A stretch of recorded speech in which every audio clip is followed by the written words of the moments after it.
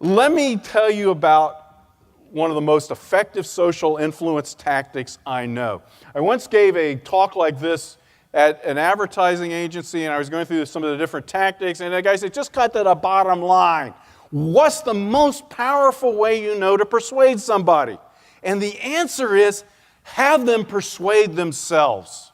Subtly design the situation so they're coming up with arguments in support of your position.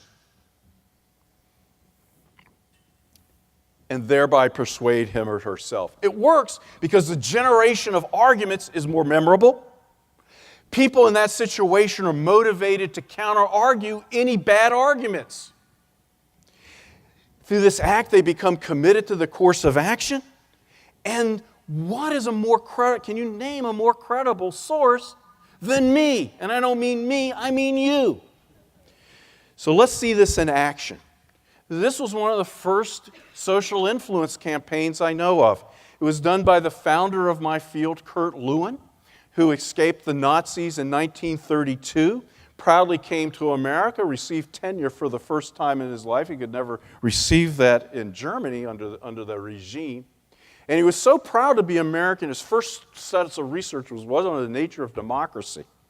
This set of studies, known as the sweetbread studies, were done at the behest of Margaret Mead.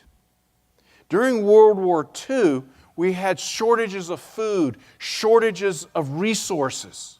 And Margaret Mead was in charge of a committee to build Americans' morale through World War II. So she was in charge of doing those victory gardens and sort of things. And the victory gardens are great, got people eating vegetables. But what about protein? So Margaret Mead came to Kurt Lewin and said, can you get people to eat sweetbreads? What are sweetbreads? Yes. I see some disgusting faces. They're the meat that most people throw away, the livers and the kidneys and the brains. So how did Kurt Lewin persuade? The first thing he did is something that we see all the time, I've seen a couple times here, is he analyzed how people were making their food decisions, how things got actually onto the table, and he identified the person who was making that decision, housewives. So he brought housewives into the lab, and he had a graduate student, Alex Bevelis, who was very good as a trainer, facilitator, and he ran two sets of groups. One group got a lecture on sweetbreads and the value of eating sweetbreads for our country. You know, there is a war going on. We need to be eating protein. Sweetbreads are the answer. Yes, they smell when they cook them, but you can cover up that smell with candles. Here's some tasty recipes. This is for the war effort.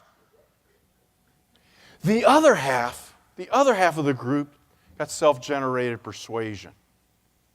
He came in and said, you know, there's a war effort going on, and we just don't know how to deal with it.